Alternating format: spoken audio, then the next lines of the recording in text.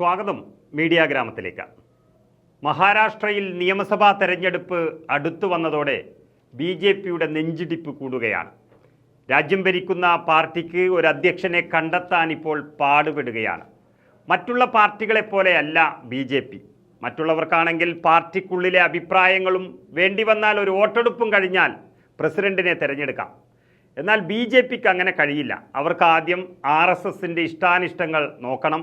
പ്രസിഡന്റാകാൻ താല്പര്യമുള്ളവർ അവിടെ പോയി കാലുപിടിക്കണം. എന്നാൽ ഇപ്പോൾ നരേന്ദ്രമോദിയും RSSും രണ്ട് തട്ടിലായതുകൊണ്ട് സാഹചര്യം അല്പം മോശമാണ്. എങ്കിലും BJPക്കൊരു പ്രസിഡന്റ് അത്യാവശ്യമാണ്. അത് മഹാരാഷ്ട്രയുടെ മുൻ മുഖ്യമന്ത്രിയായിരുന്ന ദേവേന്ദ്ര ഫട്നാവിസ് ആയിരിക്കും എന്നൊരു ഏകദേശ ധാരണ വന്നു. അങ്ങനെ വന്നതുകൊണ്ട് അദ്ദേഹം അതിൻ്റെ പണി തുടങ്ങിയിരിക്കുന്നു. BJP ദേശീയ അധ്യക്ഷ സ്ഥാനത്തേക്ക് മഹാരാഷ്ട്രയുടെ മുൻ മുഖ്യമന്ത്രിയും ഇപ്പോഴത്തെ ഉപമുഖ്യമന്ത്രിയുമായ ദേവേന്ദ്ര ഫട്നാവിസിനെ പരിഗണിക്കുന്നു എന്ന അഭ്യൂഹം വന്നതോടെ അദ്ദേഹം RSS ആസ്ഥാനത്തേക്ക് എത്തിയിരിക്കുകയാണ്.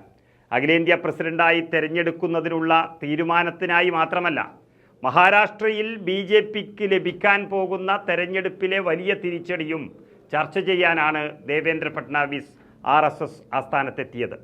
RSSും BJPയും വലിയ തരത്തിൽ ഭിന്നതയിലാണെന്നും അതിൽ തന്നെ ഏറ്റവും പ്രകടമായിട്ടുള്ളത് മഹാരാഷ്ട്രയിലാണെന്നുമുള്ളതും എല്ലാവർക്കും അറിയാം. അതിനാൽ നിയമസഭാ തെരഞ്ഞെടുപ്പിന് മുന്നോടിയായി RSSുമായുള്ള ഒരു ബന്ധം മെച്ചപ്പെടുത്തുന്നതിൻ്റെ ഭാഗമായിട്ട് കൂടിയാണ് ഈ കൂടിക്കാഴ്ച. പക്ഷേ ഇവർ തമ്മിലുള്ള പ്രശ്നം എങ്ങനെ തീർക്കുമെന്നുള്ളതാണ് അറിയേണ്ടത്.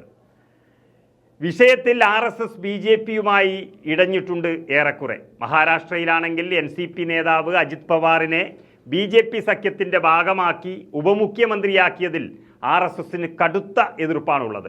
അങ്ങനെയുള്ള ഒരു അഴിമതി വീരന്മാരെ ഒപ്പം കൂട്ടിയതാണ് കഴിഞ്ഞ ലോക്സഭാ തെരഞ്ഞെടുപ്പിൽ മത്സരിച്ച 28 സീറ്റുകളിൽ 19 സീറ്റുകളിലും BJP തോറ്റു തൊപ്പിയിടാൻ കാരണമെന്നാണ് RSS പറയുന്നത്.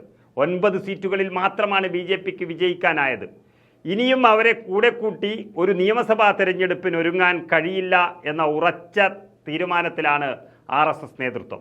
മാത്രമല്ല RSSന്റെ ആവശ്യം ഇനി BJPക്ക് ഇല്ലെന്നും സ്വയം പര്യാപ്തമായി കഴിഞ്ഞു എന്നും പറഞ്ഞ രണ്ടു പേരാണ്, ഒന്ന് പ്രധാനമന്ത്രി നരേന്ദ്രമോദിയും മറ്റൊന്ന് അഖിലേന്ത്യാ അധ്യക്ഷൻ JP നഡ്ഡയും. രണ്ടുപേരും മാപ്പു പറയുകയോ അല്ലെങ്കിൽ മാറി നിൽക്കുകയോ ചെയ്യാതെ RSSനെ അത്ര പെട്ടെന്ന് മെരുക്കാൻ ആർക്കും സാധ്യമല്ല. അതിനേതെങ്കിലും ഒരു പോംവഴിയുണ്ടോ എന്ന് അന്വേഷിക്കാനാണ് ഫട്നാവിസ് കാര്യാലയത്തിൽ എത്തിയത്. RSSനെയും BJPയെയും ഒന്നിപ്പിക്കാൻ കഴിഞ്ഞാൽ ഫട്നാവിസ് വിജയിച്ചു. അഖിലേന്ത്യാ പ്രസിഡന്റാകാനോ മുഖ്യമന്ത്രിയാകാനോ അദ്ദേഹത്തിന് പിന്നീട് തടസ്സമുണ്ടാകില്ല. പക്ഷേ അതത്ര എളുപ്പമല്ല. എന്നും BJPയെ നിയന്ത്രിച്ചിരുന്ന RSSന് മുകളിലേക്ക് വളർന്ന നരേന്ദ്രമോദി തന്നെയാണ് അതിന് തടസ്സം. ഏതായാലും BJPയുടെ രാഷ്ട്രീയ ഭാവി മഹാരാഷ്ട്ര തെരഞ്ഞെടുപ്പോടുകൂടി ഏറെക്കുറെ വ്യക്തമാകും.